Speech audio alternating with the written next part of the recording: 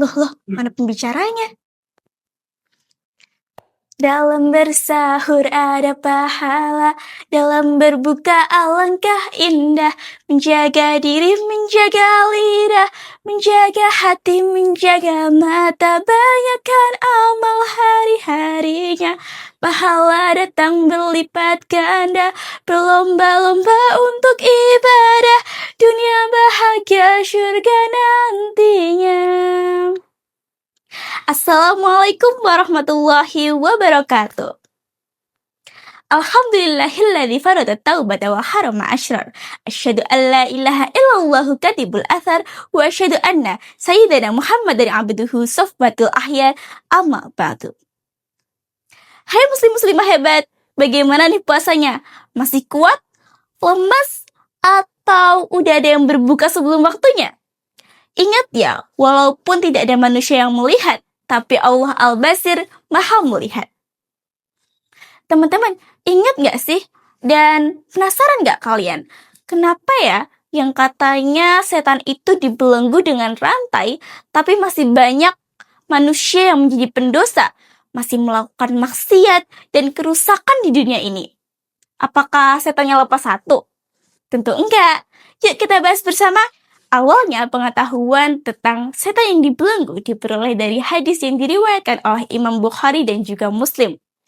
An Abi Hurairah radhiyallahu anhu, Rasulullah sallallahu alaihi wasallam bersabda, "Idza jaa Ramadan futihat abwabul jannah wa ghulliqat abwabun nar wa suffidatis siyatin."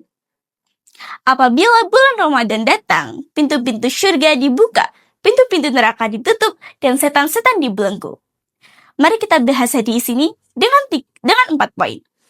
Pertama, perlu kita ketahui bahwa hal ini terjadi pada bulan Ramadan dan menjadi salah satu keutamaannya.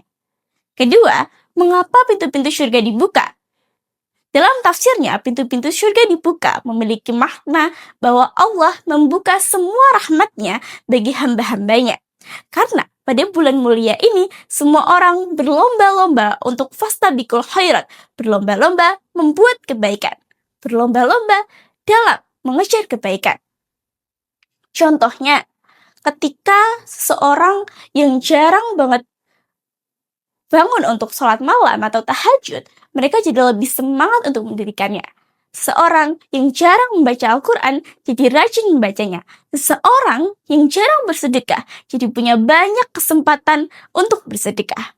Hal ini terjadi karena Allah memudahkan berbagai ketaatan hambanya pada bulan Ramadan. Ketiga, mengapa pintu-pintu neraka ditutup? Pintu-pintu neraka ditutup menjadi simbol bahwa pada bulan Ramadan dosa-dosa lebih mudah diampuni oleh Allah. Imam Al-Qurtubi juga menjelaskan bahwa berkurangnya maksiat membuat pintu neraka tertutup seakan tertutup bagi hamba-hambanya yang menjaga puasa dengan baik. Poin keempat, nah ini nih poin utamanya, setan dibelenggu. Tapi kenapa maksiat masih ada? Pertama, kita analisis dulu nih, setan yang kita maksud tuh gimana sih? Apakah dia itu sosok yang menyeramkan, penunggu sekolah, penunggu pohon, atau sosok yang memiliki tanduk panjang? Dalam ilmu agama, setan secara bahasa berasal dari kata syaitona, artinya menjauh. Sebutan bagi siapapun makhluk yang jauh dari Allah dan juga membangkang. Perlu kita ketahui, setan dalam Al-Quran dibagi menjadi 2 golongan. Merujuk pada firman Allah dalam Quran surah An-Nas ayat 6. Minal jinnati wan nas. Dari golongan jin dan juga manusia. Setan yang dibelenggu adalah setan yang berasal dari golongan jin, yang memiliki tujuan untuk menggoda manusia melakukan maksiat. Sedangkan setan dari golongan manusia bisa berwujud teman-teman kalian yang mengajak kalian untuk berbuat kemaksiatan, atau media yang menyebarkan fitnah, atau bahkan diri kalian sendiri yang lebih memilih untuk menuruti hawa nafsu daripada menuruti perintah Allah. Jadi ketika diri kalian masih melakukan maksiat walaupun setan-setan dibelenggu, artinya kalian masih termasuk golongan, iya, masih golongan setan. Bayangkan ada sebuah cerita ketika manusia menyalahkan setan atas semua dosa-dosanya. Terjadi dengan latar padang mahsyar saat peristiwa Yaumul Mizan. Manusia berkata, "Ya Allah, kenapa ya timbangan keburukanku lebih berat daripada timbangan kebaikanku? Pasti gara-gara setan nih." Setan yang mendengarnya pun tidak terima, tersinggung, lalu protes. "Lah, kok play victim? Ya Allah, aku tidak pernah memaksanya berbuat kemaksiatan. Aku hanya membisikkan apa yang ingin dia lakukan." Percakapan ini merujuk pada Quran Surah Qaf ayat 27, di mana Qarin, setan yang mendampingi manusia, berkata bahwa dia tidak pernah menyesatkan manusia, melainkan manusia sendirilah yang sudah berada dalam lingkaran kesesatan. Teman-teman, apakah kita semua ini pendosa? Tentu, saya pendosa. Orang-orang di belakang layar pun juga pendosa. Orang yang nonton pun juga pernah berbuat dosa. Tapi, seperti yang kita tahu, Allah itu Maha Pemaaf. Allah itu Maha Pengampun.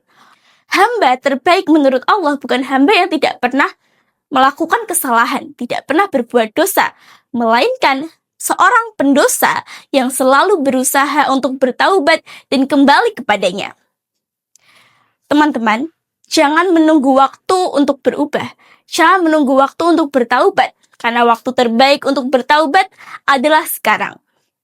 Di bulan Ramadan ini, marilah kita manfaatkan waktunya, marilah kita manfaatkan momentumnya untuk membenahi diri kita sendiri supaya menjadi pribadi yang lebih baik, supaya selalu berada di jalan-jalan yang diridhai oleh Allah Subhanahu wa Ta'ala. Dari pemaparan yang telah saya sampaikan, semoga materi ini kebenarannya berasal dari Allah dan kehilafannya berasal dari diri saya sendiri. Saya mohon maaf atas segala kekhilafan yang telah saya sampaikan. Jazakumullahu khairan kasiran, wabillahi taufiq wal hidayah. Lampu, lampu, lampu, pintu.